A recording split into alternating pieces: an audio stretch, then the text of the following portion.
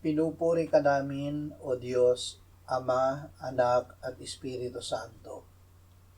Salamat, Ama, na ibinigay mo sa amin si Jesus na iyong anak, na namatay para sa aming kasalanan, iyong muling binuhay, iniakyat at iniluklok sa iyong kanan sa langit.